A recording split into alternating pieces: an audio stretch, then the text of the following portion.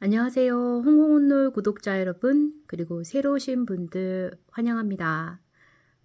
제가 어제는 영상을 올리지 못했습니다.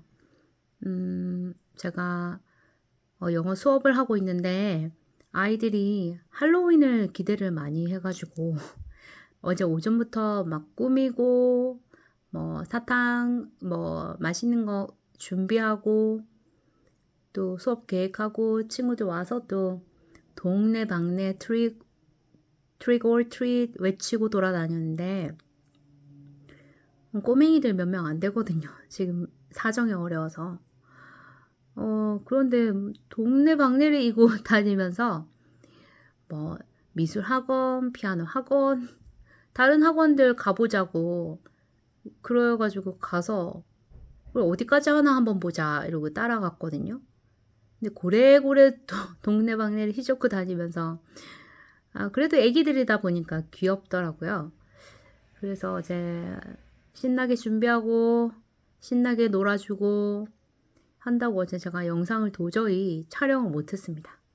그래서 좀 띄엄띄엄 가는 것 같아서 죄송한데 그래도 뭐 잠시 쉬는 시간 되셨죠? 뭐 그 할로윈 관련돼서 쇼츠 영상 제가 3개 올려뒀거든요. 그거 감상하시면 될 것 같고 그리고 영어 독서가 조금 인기가 있는 것 같아요. 그래서 영어 독서 때문에 구독자 수가 조금 느는 것 같은데 이거 왜 이러죠? 배터리가 나갔나 봅니다. 잠시만요. 저 그 뭐라고 하지? 삼각대 셀카봉 이게 호엠 건데 배터리가 나가더니 고개가 이렇게 땡강 지지를 못하고 이제 그냥 무너져 버리네요. 그래서 그냥 고정했습니다. 수동으로. 그 영어 독서가 조금 인기가 있는지 구독자분들이 제가 정확히 카운팅을 안 했는데 계속 카운팅하니까 또 안 들어오시는 것 같아가지고 제 마음만 상하는 것 같아서 기다렸더니 8분이 더 오신 거 맞는 것 같아요. 제가 651명까지 본 것 같거든요. 그러니까 8분이 더 오셨다는 건데 너무너무 감사드립니다. 그리고 댓글도 한 2개 제가 받았는데 기분 좋게 잘 적어주셔서 너무 감사드립니다. 좀 많이 부족하지만 더 열심히 해서 재밌게 독서하도록 해보겠습니다. 그리고 그 처음에는 제가 한 500분 정도 될 때는 남자분이 더 많으셨거든요. 근데 역시 공부는 여성분들이 조금 더, 좀 뭔가 공부하고 싶다. 뭔가 시간을 잘 활용하고 싶다. 이런 게 있는 것 같아요. 그래서 여성분들 응원하고요. 그 다음에 또 제가 보니까 제가 아직 수익 창출은 할 수 있는 조건은 아닌데 분석이 나오거든요. 그랬더니 30대 중반부터 40대 초반 분들이 원래 조금 숫자가 적었는데 40대 중반부터 50대 중반보다 앞질르셨어요. 영어 독서. 그래서 어쨌거나 지금 주류 계층이 영어 독서 계층이 35세에서 54세 여성분들이 많이 보시더라고요. 어쨌든 기분 좋습니다. 같은 뭐 여성으로서 관심사가 비슷하다 하니 기분 좋고요. 또 남성분들도 좀 같이 짬나실 때 들어오셔서 그냥 귀 열고 공부 아닌 공부인 척 하시면서 들으시면 좋겠습니다. 오늘은 그 최고의 리더는 사람에 집중한다. 그 챕터 5를 중간에 하다가 끊어졌거든요. 그때 메모리가 부족해서. 그래서 동기부여는 기술이다 부분을 이제 계속해서 이어갈 건데요. 이 책이 제가 그 사람을 좀 중시하고 제가 이제 우리 인간이 제일 그 사람이라는 동물이 제일 무서우면서도 솔직히 제일 정이 가잖아요. 나 또한 인간이기에. 그리고 관심도 많고 또 한국인의 특성이 이웃에도 관심 많고 오지랖도 넓고 근데 뭐 이렇든 저렇든 간에 세상을 살면서 독불장군은 없잖아요. 사회는 혼자 살아가는 게 아니기 때문에 사람에 집중하고 그게 곧 나에게도 집중할 수 있는 게 될 수도 있고 그리고 또 살아가는 재미가 아닌가 싶습니다. 그러니까 조금 나이가 들고 보니까 어릴 때는 뭐 내가 좋아하는 거, 싫어하는 사람 이렇게 완전 구분을 지었다면 지금은 그렇게 이제 유연하게 구분을 짓지만서도 나랑 다른 사람을 보면서 이제 가까이는 하진 않지만 이제 생각을 하게 되는 거죠. 이해도 하게 되고 그 사람의 배경이 좀 궁금해서 한번 알아보면 그 상황도 나와 같지 않은 상황도 이해 못될 건 아니구나. 경험이 부족해서 그랬고 지금은 또 경험을 굳이 하지 않더라도 옆에 사람 얘기를 들으면 귀담아 들을 수 있는 그런 뭐 나름의 성숙한 시기를 맞이하니까 사람이라는 이 자체가 참 중요한데 우리가 너무 내 옆에 있는 사람이나 나 스스로도 등한시하지 않나. 그래서 저는 이 책이 되게 끌렸고 그리고 뭐 제가 실현이 가능할지 그리고 정확한 목표가 없어서 실현이 불가능하겠지만 정확한 목표가 있어야 되겠죠. 근데 어쨌든 뭐 리더나 어떤 주체자가 될 때 잘 이끌 수 있는 사람이 되고 싶어서 미리 공부해 둔다 생각을 했을 때 이 책이 도움이 될 것 같아서 저는 독서를 하고 있거든요. 짬독서로. 근데 이제 보통 리더이시거나 리더가 되고 싶으신 분들 그런 분들도 꼭 이 책이 솔직히 완전 재밌지는 않잖아요. 그리고 무슨 ARC, MVP 뭐 이런 용어들이 나오니까 우리가 연구했던 분야가 아니니까 생소해서 저도 머릿속에 잘 안 들어와서 앞장을 돌려보고 하거든요.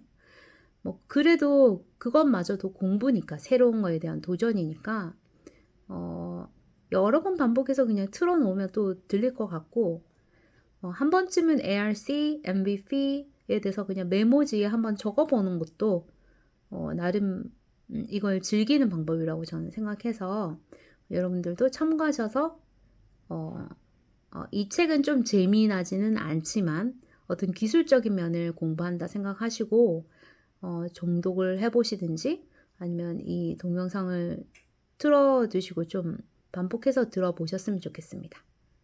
자, 간단하게 제가 정리를 못하겠더라고요. 동기부여는 기술이다. 그래서 이 앞부분에 보면은 motivation is a skill 해서 요약했던 부분, 요약이 되어 있던 부분을 다시 한번 읽어드리고 지난 그 독서 끊어진 부분에 이어서 진행하도록 하겠습니다. 만일 모든 조직 구성원이 긍정적 동기부여를 활성화한다면 직장이란 곳이 전혀 새로운 세계가 될 수 있다. 그러니까 직장이란 곳은 꾸준히 다녀야 되고 솔직히 일만 좀 많이 하고 어떤 결제 시스템도 있고 그러다 보니까 상하 조직이 많이 개편됐다 하더라도 수평적으로 개편됐다 하더라도 조금 재미없다라고 생각할 수 있잖아요. 그렇지만 개개인마다 긍정적인 동기부여가 있고 그거를 활성화한다면 그런 직장이란 곳이 전혀 새로운 세계, 지겹지도 않고 자기 개발도 가능한 세계가 될 수 있다라는 얘기인 것 같습니다. 사람들의 긍정적인 에너지와 활력, 행복감을 강화하려면 3가지 기술이 필요하다. 그러니까 새로운 세계를 만들기 위해서 그 사람들이 가지고 있는 긍정적 동기부여의 활성화를 시키기 위해서 긍정적인 에너지와 활력, 행복감을 강화해야 하는데 그런 데는 3가지 기술이 필요하고 그 연구했던 3가지 기술을 공유하겠다라는 내용이 이 챕터의 핵심이죠. 지난 시간에 156페이지에서 스톱을 했지만 155페이지에 다이어트의 예를 든 여기서부터 다시 독서하도록 하겠습니다. 만일 다이어트의 예를 든다면 나는 나 자신의 심리적 욕구에 대한 통찰을 바탕으로 다음과 같이 대답할 수 있을 것이다. 자율성 부분, autonomy라고 했죠. 내가 앞으로 다이어트를 시작하겠다고 나 자신에게 말하자마자 자율성의 욕구가 무너지는 느낌을 받았다. 그리고 먹지 않겠다고 다짐한 모든 음식을 마구 먹고 싶은 충동에 시달렸다. 마치 자제해야 할 음식들을 먹는 행동을 통해 저차원의 자율성 욕구를 보상하려는 것 같다. 죄책감을 느낀다. 나 자신이 밉다. 마치 자제해야 할 음식들을 먹는 행동을 통해 저차원의 자율성 욕구를 보상하려는 것 같다. 죄책감을 느낀다. 나 자신이 밉다. 저는 조금 어렵게 느껴지는데, 그러니까 여기 앞에 전제, 내가 앞으로 다이어트를 시작하겠다고 나 자신에게 말하자마자 이 말은 뭔가 주입을 시킨다는 거죠. 그죠? 자율적으로 그냥 가만히 다이어트가 되는 게 아니라 다이어트를 이제 시작하겠어 하고 나한테 어떤 꽂는 부분이니까 자율적이지 않고 뭔가 제재하는 느낌이 드니까 자율성 욕구가 무너지는 느낌을 받았다. 이렇게 이해해도 되겠죠? 그리고 먹지 않겠다고 다짐한 모든 음식을 마구 먹고 싶은 충동에 시달려 버렸다. 이렇게 되는 거지. 이제 안 먹어야 되겠다고 한 순간부터 막 먹고 싶은 충동이 막 나오는 거죠. 그러니까는 저차원의 자율성 욕구를 보상하려는 것 같아서 죄책감을 느끼고 자신이 밉다라고 하는 거죠. 관계성, relatedness라고 했죠. 나는 가족과 담당 의사의 걱정을 덜어주기 위해 다이어트를 한다. 그들을 실망시키게 될까 두렵기 때문이다. 그들이 내 일에 참견하는 것이 가끔 불편하기도 하다. 먹지 말아야 할 음식을 먹고 난 후에는 그들의 기대에 어긋났다는 두려움, 수치심, 죄책감 같은 것이 몰려든다. 이런 느낌은 담당 의사, 가족, 그리고 나 자신과의 관계성을 낮은 차원으로 떨어뜨린다. 그러니까 남을 위해서, 나를 걱정하는 타인을 위해서 걱정을 들어주기 위해서 다이어트를 한다. 그런데 이제 그건 다 좋단 말이지. 그런데 그들을 실망시키게 될까 두렵다. 그죠? 그래서 이게 관계에서 오는 그 동기였을 경우에 또 이런 취약점이 있다라는 얘기겠죠? 아무래도 관계다 보니까 보여지는 것에 대해서 좀 신경을 많이 쓰는 것 같고 거기에서 부작용이 오는 것 같습니다. 역량, 컴피턴스였죠? 내 역량 욕구가 손상되는 것을 느낀다. 의사와 가족들이 나를 압박하는 이유는 나의 자기관리 능력을 신뢰하지 못하기 때문이 틀림없다. 그들이 맞을지도 모른다. 나는 옳은 일도 제대로 해내지 못하는 사람인 듯하다. 사실 이 다이어트 목표를 달성할 수 있을지 자신이 없다. 과거에 다이어트에 성공했을 때도 금방 다시 체중이 돌아왔다. 심지어 그 전보다 더 많이 늘었다. 그러니까 이 말은 그 요요 현상으로 인해서 저 발음이 자꾸 새죠, 그죠? 요요 현상으로 인해서 목표에 도달했는데 다시 돌아오는 거 보니까 내가 뭔가 역량이 유지시키지 못한다는 유지시킬 수 있는 역량이 부족하다. 유지시키질 못하는구나. 그래서 이제 자기 관리 능력을 자꾸 본인도 좀 부족하다고 생각하는데 자꾸 주변에서 더 그래서 나를 압박하는 거 아닌가. 그럼 나는 능력이 떨어지구나. 자제력이 없구나. 역량이 부족하구나. 다이어트를 뭐 계속해서 할 뭔가 능력치가 없구나라고 생각하니까 두려운 거죠. 그죠? 그게 다 약간의 저차원적이면서 약간 부정적인 요소, 동기부여 관점이 되겠네요. 자, 사실 여기서부터 오늘 독서가 시작돼야 되는데 너무 생뚱맞을까 봐서 앞에 잠깐 살펴보고 가는 겁니다. 체중 감량을 시도해본 거의 모든 사람은 위와 같은 이야기가 낯설지 않으리라. 이것들은 저차원의 심리적 욕구 사례들이다. 그토록 많은 사람이 다이어트를 포기하는 것도 무리가 아니다. 이제 자율적 제어에 대해 논의해보자. 이런 심리적 상황에서 당신의 MVP는 어떻게 될까? 체중 감량의 목표의 경우 나는 마음 챙김과 가치관, 목적에 대해 다음과 같이 말할 수 있을 것이다. 자, 심리적 상황과 관련된 거라고 하죠. 마음 챙김, mindfulness food이라고 했습니다. 나는 마음 챙김을 연습한 적이 없다. 칼로리가 높은 음식을 먹었을 때는 그 사실을 생각하지 않으려 애쓴다. 맛있으면 0칼로리 뭐 이런 건가요? 이번 주 금요일에 급한 보고서를 제출한 후 다음 주부터 정말로 다이어트를 시작하리라고 스스로 다짐해 본다. 마음 챙김이라. 마음 챙김 연습을 한 적이 없는데 칼로리 높은 음식을 먹었을 때 이제 살이 찌는 건 아니까 그 사실을 생각하지 않으려 쓴다. 그죠? 그리고 나 칼로리가 높은 음식을 먹었어. 그걸 먹었어. 살찌겠지? 하고 그런 사실을 생각하지 않으려 한다는 거죠. 이번 주 금요일에 급한 보고서를 제출한 후 다음 주부터 정말로 다이어트를 시작하리라고 스스로 다짐해 본다.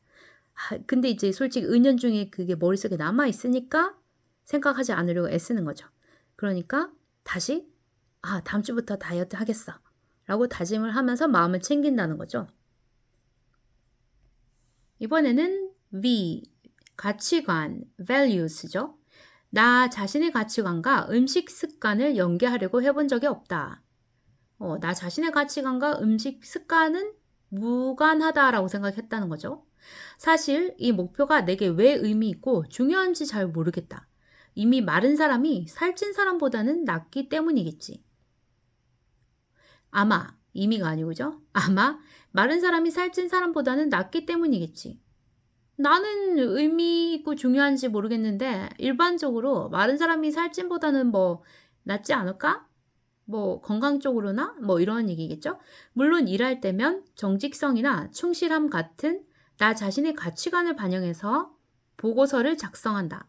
하지만 그 가치관이 내가 먹는 음식과 무슨 관련이 있는지 모르겠다라고 다이어트에 관해서 생각할 때 가치관에서는 연계가 없는 식으로 볼 수도 있다라는 거죠. 목적, P, purpose, 그죠? 나는 일과 삶에 대해 목적 강령을 지니고 있지 않다. 그닥 목표를 가지고 일과 삶을 하지 않는다, 살지 않는다. 별로 할 말이 없기 때문이다. 목적 강령 따위를 쓸 시간이 어디 있는가? 나 자신과 가족을 챙기기에도 바쁘다. 이런 관점에서 볼 수 있다는 거죠. 다이어트의 예를 들면. 위의 글들은 모두 내가 지닌 저차원의 ARC와 MVP가 반영된 감정을 나타낸다. 그리고 내가 부정적 동기부여 관점에 빠져 있다는 사실을 보여준다. 대체로 그랬죠. 예컨대 나의 강요 동기부여는 다른 사람에게 조종당한다는 느낌, 당하는 느낌, 불쾌감, 공포, 수치심 등의 감정을 통해 표현된다. 이렇게 당신 자신의 심리적 욕구와 자율적 제어의 특성을 살펴보고 나니 이제 당신이 선택한 과업, 목표, 상황에 대해 어떤 결론에 도달했는가? 당신은 어떤 동기부여 관점을 지니고 있다고 생각하나? 앞서 직관적으로 생각했던 당신의 동기부여 관점과 지금 생각하는 동기부여 관점이 일치하는가? 이제 두 번째 기술로 넘어가 보자. 자, 세 가지 기술을 알려줬는데 첫 번째 기술 방금까지 본 게 나의 현재 동기부여 관점을 파악하라 이거죠. 가치, 목적, 역량, 그리고 자율성, 관계성, 또 하나가 뭐였죠? 마음 챙김, 그리고 무관심, 외부 강요 이런 것들, 연계냐, 통합이냐, 내재냐, 이런 것들, 그죠? 그래서 세 가지 기술 중 가장 첫 번째 기술이 나의 동기부여 관점을 파악하는 거. 그러니까 나를 알아야 또 두 번째 기술을 쓸 수 있다는 거죠. 두 번째 기술은 제가 살짝 보니까 굉장히 좀 페이지가 많습니다. 그래서 중간에 끊어질 수도 있거든요. 그래서 이 두 번째 페이지를 같이 보시는 분들은 잘 보셨다가 제가 다음 동영상에서 그냥 바로 이어가 버릴 거라서 꼭 잘 머릿속에 두시기 바랍니다. 그래서 자기 동기부여 관점을 파악을 하고 나서 두 번째 기술로는 긍정적 동기부여로 전환하거나 유지해야 한다라는 게 두 번째 기술이라는 거죠. 당신은 현재의 동기부여 관점을 파악함으로써 이제 자신이 어떤 상태에 처해 있는지 알게 되었다. 이게 가장 중요한 거죠. 어쨌든 나 자신을 파악하는 거. 메타인지가 높으면 더 잘하겠죠? 두 번째 기술은 어떤 상태로 변화하고 싶은지. 내가 현재 이런 상태에 있는데 나 이런 상태로 변하고 싶어. 그러니까 어떤 상태로 변하고 싶은지, 즉 어떤 동기부여 관점으로 전환하고 싶은지를 선택하고 그곳에 도달할 수 있는 전략을 실행하는 것이다. 선택을 잘 하기 위해서는 6가지 동기부여 관점의 특성과 차이점을 제대로 이해하는 것이 중요하다. 여기도 이게 포인트겠죠? 각각의 관점은 장단점, 기회, 문제점을 포함하며 당신이 목표를 달성하고 성공을 지속하는데 영향을 미친다. 당연히 그렇겠죠? 근데 이제 각각의 관점은 장단점, 기회, 문제점을 포함하며 당신이 목표를 달성하고 성공을 지속하는데 영향을 미친다. 무관심 동기부여 관점의 특징. 무관심 동기부여 관점의 장점은 무관심도 장점이 있다는 거죠. 어떤 일에 에너지를 소비하는 일을 피할 수 있고, 이거는 나이가 들수록 좋은 관점인 것 같은데요. 무엇을 바꾸려 애쓰지 않아도 된다는 사실이다. 뒤집어 말하면 당신에게는 일할 의욕이 없고 늙어서 따라서 어떤 것도 바꾸지 못한다. 그러니까 의욕이 없는데 뭘 바꾸지, 의지가 없는데 이런 말이죠. 당신이 어떤 목표에 대해 진정으로 필요하다고 여기지 않는다면 무관심 동기부여 관점 하에 있다고 생각해도 좋다. 이게 어떻게 보면 아이들 같네요. 아이들이 나 공부하고 싶어요, 학원 보내주세요 하는 애들도 간간이 있거든요. 근데 그렇지 않은 아이들, 그냥 엄마가 가라고 해서 근데 진정으로 필요하다고 못 느끼는 거죠. 놀고 싶은데 학교 안 가고 싶은데 왜 가야 되는 거죠? 뭐 이러는 거. 진정으로 필요하다고 여기지 않는 거니까 무관심 동기부여 관점 하에 있다고 해도 되겠죠? 당신의 머리에는 이런 생각이 자리 잡고 있을 것이다. 나는 관심이 없어. 내게는 아무 상관이 없으니까. 내가 이 일을 하기를 원하는 사람이 누구든 별 의미가 없는 거야. 내 안에는 이 목표나 상황을 관리할 수 있는 에너지가 존재하지 않아. 당신이 학습 목표에 대해 무관심 동기부여가 있다면 조만간 이 책을 집어던지고 재미있는 소설이나 만화책을 읽게 될지 모른다. 또 다이어트를 한다고 말만 앞세운 채 앉아서 감자튀김을 먹어대고 있다면 체중 감량에 대해 무관심 동기부여 관점 하에 있는 것이다. 그러니까 내가 그런 관점 하에 현재 처해 있는 거죠. 하지만 중요한 질문은 당신이 왜 무관심 동기부여에 빠져 있어야 하냐는 것이다. 우리 앞에는 다른 동기부여를 선택할 수 있는 무한한 가능성이 있다. 왜 얻을 것도 없고 잃을 것도 없는 상태에 머물러 있어야 할까? 그러니 얻을 것도 있고 잃을 것도 없는, 얻을 것 있고 잃을 것 없는 상태에 한번 관심 가져봐라. 이런 것 같습니다. 외부 동기부여 관점의 특징. 조금 전에는 무관심 동기부여의 관점이었는데 그 두 번째 기술이 긍정적 동기부여로 전환하거나 유지하라고 그랬잖아요. 그래서 이제 무한한 가능성이 있으니 한번 다른 동기부여를 선택해봐라. 그게 긍정적 동기부여로 전환하는데 필요하다. 그리고 외부 동기부여 관점의 특징을 살펴보자 라는 얘기죠. 약속 그리고 또 약속. 외부 동기부여의 관점은 유형 또는 무형의 보상에 대한 약속을 바탕으로 어떤 행동을 하는 것이다. 영화 제리 맥과이어에 나오는 돈을 보여줘, Show me the money라는 대사는 유형의 보상에 대한 요구를 상징적으로 나타낸다. 여기서 돈에 다른 여러 가지를 대입해 생각할 수도 있다. 보너스, 연봉, 인상, 연봉 인상, 인센티브, 보상, 좋은 사무실, 1등이라는 영예, 훌륭한 직책, 트로피, 무형의 보상에는 관심, 대중적 영향력, 권력, 지위, 공공의 인정, 주변 사람의 칭찬과 존경 등이 포함된다. 그렇죠? 저도 외부 동기부여 관점에 있어서 조금 있는 것 같아요, 요즘에는. 그죠? 막 애드센스에서 돈을 좀 받고 그 구글이 나에게 광고 올리는 데서 내가 외화벌이를 해와야 되겠다. 그게 나에 대한 보상이다. 요런 거. 그리고 또 약간 좋은 영향력을 미치고 싶다는 생각 때문에 시간을 유용하게 쓰는 짬독서 같은 거 하고 싶고, 또 이제 조금 요즘에 스트레스 많이 받는 현대 시대에 잠시나마 쉴 공간이 있어서 어, 어, 혼자 있는 분들에게 특히나, 아니면 군중 속의 고독이라고 혼자 있다고 느껴지시는 그런 분들도 혼자만의 시간을 좀 여기 와서 보내시면서 힐링까지는 조금 사실 그런 것까지는 아니잖아요, 그죠?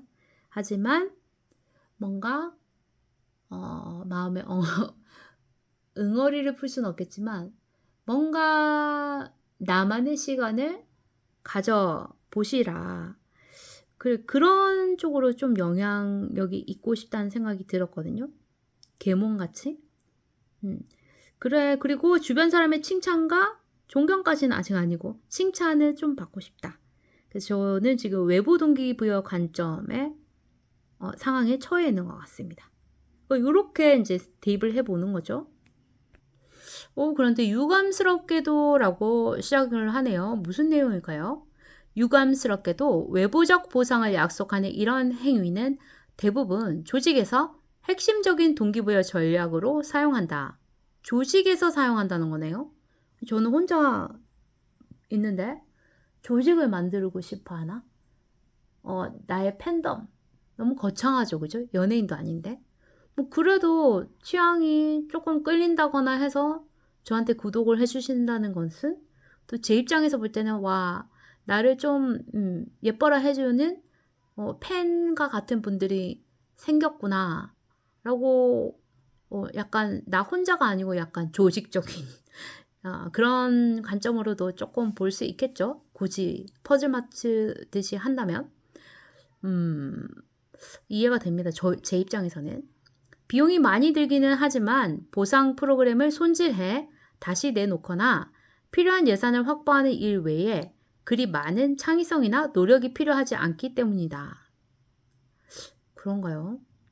위계 질서가 강한 조직의 관리자가 직원들에게 이런 식으로 동기부여 관점을 갖도록 만든다. 조금 어렵습니다. 자기 생각에 따라 직원들을 움직여서 원하는 결과를 얻으려 하기 때문이다. 그러면 제가 원하는 결과를 얻으려고 그러니까 내가 그런 상황에 있으니까 기부하듯이 좀 눌러주세요 하고 얘기하는 것도 내가 원하는 결과를 얻으려 하기 때문이다. 이렇게 또 생각하면 이것도 맞는 것 같아요. 그죠? 외부 동기부여 관점에 사로잡혀 있을 때 당신은 이런 생각을 하게 된다. 내가 이 일을 하려는 이유는 보장된 수입으로 어느 정도 품위 있는 생활을 할 수 있기 때문이야. 제가 생계가 좀 불안해서 이거 솔직히 꼭 홍보문은 아니었지만 유튜브를 언젠가는 꼭 해야 되겠다 생각은 했거든요. 또 이력서도 더 화려하게 만들 수 있지. 맞아요. 끊임없이 뭔가를 해둬야, 이게 꼭 유튜브 활동이 아니어도 뭔가를 해놓아야 누군가에 가서 내가 혹시 일자리를 마련하거나 뭔가 또 다른 창업을 해서 뭘 알릴 때 내가 이러이러한 일을 끊임없이 해왔던 사람이다. 그러니 믿어달라라고 말하기 위해서도 뭔가를 끊임없이 배우고 또 이런 유튜브 활동도 하고 그런 것도 있죠. 사실 불안하니까 미래가. 그러네요. 동료들의 존경과 인정도 받게 될 거야. 그러니 이 일을 해야겠어. 그러니까 제가 뭔가를 펼쳤는데 그거에 반응해주는 긍정적인 반응이 오면 내가 인정받는다라는 느낌도 사실 들거든요. 그러니 이 일을 해야겠어 라고 생각하죠. 단 금전적 보상, 여러 사람의 인정, 승진이 따라야 해. 그렇죠. 인정 안 해주고 구독 안 눌러주시면 저는 못하는 거죠. 어떻게 딱 맞죠? 이 관점은 사람들을 유혹한다. 그러니까 이런 관점으로 제가 동기부여가 되어 있다는 얘기잖아요. 그죠? 그래서 이 관점이 저를 유혹한 거다. 이 얘기잖아요, 지금. 외부적 보상, 넌 이거 하면 외부적 보상을 갖게 될 거다. 이렇게 저를 유혹해서 내가 여러 가지 노후 대책 준비를 하다가 그래, 유튜브다. 그래, 너야, 너. 이렇게 끌려왔다는 거죠. 외부적 보상은 저항하기 어렵다. 하지만 현명한 사람이라면 외부 동기부여 관점이 심리적 욕구 ARC를 저해하는 동기부여의 정크푸드라는 사실을 기억할 것이다. 그렇죠. 사실은 이거보다도 이제 제가 어쨌든 그런 동기부여 관점에서 시작은 했지만 이제 사실상 그게 정말 강하다면 제가 수익이 100% 잘 되는 100%, 200%, 300% 잘 되는 그 주원규 PD님의 슈퍼노멀을 읽었거든요. 그대로 따라 했겠지만 상승할 수 있는 썸네일을 만들거나 제목을 만들고 컨텐츠를 선택하는 거. 근데 저는 사실 진짜 돈이 필요는 한데 생계가 힘들어서 그때 이상하게 그렇게 살고 싶지는 않거든요. 근데 내가 뭔가를 만들어내고 내가 뭔가를 만들어냈을 때 그거를 1명, 2명 인정해주는 사람이 있으면 그것만으로도 너무 행복할 것 같다. 인정받는 것 같다. 그런 생각과 그래서 사실 컨텐츠를 자극적인 걸 뭐 한다거나 조회수나 그런 구독이 빠바박 오르는 그런 아이템을 잘 선택 못 하겠더라고요. 그거는 제 심리를 충족시켜주지 못하기 때문에 저는 그냥 조금 천천히 가더라도 길게 가고 싶으니까. 근데 또 그런 말 있잖아요. 유튜브가 언제까지 또 이 세계가 펼쳐져 있을지 모른다. 또 그 말 들으면 또 심란해지죠. 근데 이제 심란한 생각하지 말고 일단은 해보자. 그런 마음뿐입니다. 혹시나 전에 얘기 한번 해드리고 싶었는데 여기 홍콩노래 오시는 분들은 조금 피로도 풀고 혼자만의 시간을 갖고 싶어서 오는 경우가 많을 것 같거든요. 왜냐면 저도 치즈가 그렇게 만들었으니까. 근데 이제 그런 분들 중에 뭔가 이루고 싶은 게 있거나 나도 뭔가 유튜브를 도전해보고 싶은데 어떻게 해야 되나 하고 고민이 많으신 분도 있을 것 같거든요. 근데 제가 생각할 때는 정말 그 성공한 사람들이 유튜브 채널 성공한 사람들이 일단 하라 이러잖아요. 근데 그 말은 맞는 것 같습니다. 일단 두려워하시지 마시고 유튜브 채널 만드는 방법 인터넷에 찾으면 나오잖아요. 유튜브에서 그렇게 계정 만들기 그다음에 뭐라도 막 그냥 진짜 올려보는 거 그런 시도를 해보는 거는 정말 중요한 것 같아요. 그러면 좀 용기가 생기거든요. 이 관점은 사람들을 유혹한다. 외부적 보상은 저항하기 어렵다. 하지만 현명한 사람이라면 외부 동기부여 관점이 심리적 욕구 ARC를 저해하는 동기부여의 정크푸드라는 사실을 기억할 것이다. 물론 처음에는 당신에게 약속된 보상을 생각만 해도 의욕이 솟고 에너지가 분출하는 느낌을 받는다. 그러나 주의하라. 이로 인해 목표를 달성하는 데 필요한 창의성, 혁신, 인내력이 사라질 수 있다. 당신의 눈이 목표가 아니라 상금을 향하고 있기 때문이다. 그렇죠. 저도 제가 원하는 컨텐츠를 올려도 매일 올리려고 하니까 인내력의 한계를 느낄 때가 있거든요. 그 주변에서 주말은 좀 쉬지 그러냐. 부모님도 그러고 지인들도 그렇게 얘기하는 사람이 많거든요. 근데 제가 약속이 있어서 쉬기도 했지만 지난주에 쉬었잖아요. 그리고 그냥 쇼폼을 그냥 올리고 그러니까 좀 낫더라고요. 확실히 스트레스에서 벗어날 길이 있더라고요. 그래서 이제 진짜 스스로 심리적인 만족도 추구하면서 내가 만들어내는 나의 창의적인 면 그리고 내가 컨트롤할 수 있으니까 인내력도 어느 정도 더 강화시킬 수도 있고 그러니까 좋은 것 같습니다. 자기 개발을 위해서 그냥 유튜브를 한번 활용해 본다? 그렇게 생각하셔도 될 것 같아요. 당신의 눈이 목표가 아니라 상금을 향하고 있기 때문이다. 목표를 위해 쏟아부은 노력의 결과로 권위를 얻고 사람들이 칭찬을 받을 수 있지만 그런 명성은 순식간에 사라진다. 당신이 그동안 갈고 닦은 기술은 목표를 향해 가는데 도움이 될 것이다. 하지만 목표를 추구하는데 급급해 빠른 길만 택하다 보면 오히려 기술의 퇴보를 초래할 수도 있다. 당신은 여전히 외부 동기부여 관점이 바람직하다고 합리화할지도 모른다. 저는 꼭 그러지는 않습니다. 반반. 양념 반, 프라이드 반, 반반. 보상을 차지하겠다는 사실은 자신이 그만큼 대단한 존재라는 증거가 될 수도 있으니까. 또 권력은 어떤 일을 해낼 수 있는 영향력을 의미한다. 이런 동기부여 관점에서 왜 굳이 탈피해야 하나? 외부 동기부여 관점을 지니는데 희생되는 숨겨진 대가와 이로 인해 잃어버린 기회를 생각한다면 절대 단기적인 이익에 목을 맬 가치가 없다. 그러죠.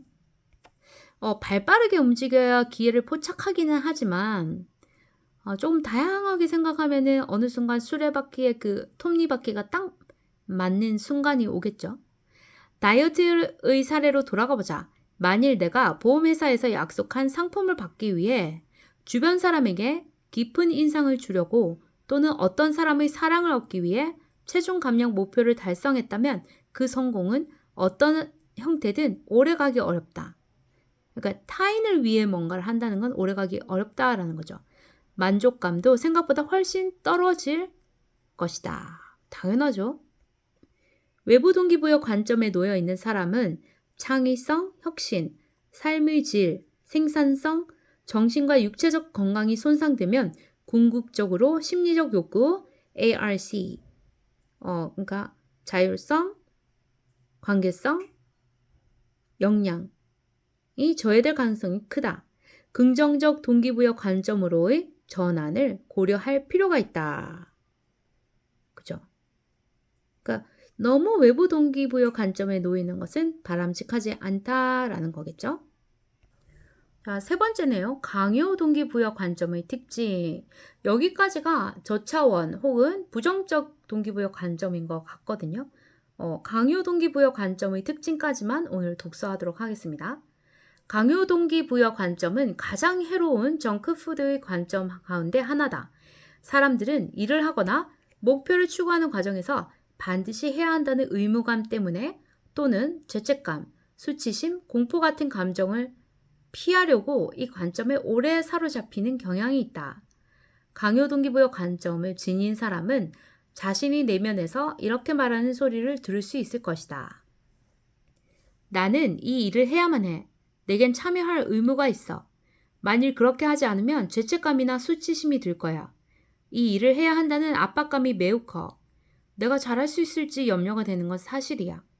내 능력을 반드시 보여줘야겠지만 다른 사람을 실망시킬까 걱정돼. 또한 나 자신을 실망시킬까 두려워. 이렇게 자신의 내면의 이야기를 하는 것을 듣기도 한다네요. 때로 다른 사람들이 원하는 대로 어떤 행위를 한다는 사실이 내게 그 일을 할 힘을 준다는 생각 때문에 강요 동기부여 관점을 정당화하는 사람도 있다. 그렇죠. 더욱이 다른 사람을 실망시킬까 걱정한다는 것은 그 사람을 그만큼 아낀다는 의미 아니냐는 질문을 제기하기도 한다. 하지만 관계성이란 다른 불순한 의도 없이 인간 상호 간에 관심을 나누고자 하는 욕구다. 압박이나 스트레스에서 자유로우며 당신이 그 사람을 아낀다는 점을 입증할 필요가 없는 순수한 감정이다. 관계성이란 다른 사람이 그 사람을 아낀다는 점을 입증할 필요가 없는 순수한 감정이다. 예를 들어 당신의 배우자를 실망시킬지 모른다는 우려 때문에 몸무게를 감량하는 것은 배우자에 대한 사랑을 표현하는 방법으로 감량하는 행위와는 다르다. 미묘하지만 분명히 차이가 있다. 관계성은 단순히 어떤 사람의 마음을 달래고 그 사람과 평온한 관계를 유지하고 그 사람이 기대를 어긋나게 했을 때 관계가 훼손될까 우려하는 행위와 다르다. 이건 연인 관계에서도 좀 이런 관계성에 대해서 생각할 필요가 있을 것 같아요. 그죠? 당신을 강요 동기부여 관점에 사로잡히게 하는데 무엇이 가장 큰 역할을 했다고 생각하는가? 회의 참석을 수락한 후 회의 시간이 다가오자 회의에 참석하기 싫다고 생각해 본 적이 있는가? 회의 참석을 수락한 사람은 당신 자신이다. 따라서 당신은 참석할 의무가 있다. 만일 회의에 불참한다면 죄책감에 시달릴 것이다. 또한 다른 사람들이 존경심을 잃을까 염려된다. 참석하기 싫어진 회의에 억지로 나가려니 남에게 통제당하는 듯한 압박감과 억울한 느낌도 들기 시작한다. 이런 생각과 감정은 자율성, 즉 내게 선택권이 있고 회의에 참석하기로 결정한 사람은 바로 나 자신이라는 생각을 훼손한다. 참석해야 한다는 압박감과 함께 그렇지 않을 경우 닥칠 죄책감, 수치, 공포에 대한 염려가 마음을 뒤덮는다.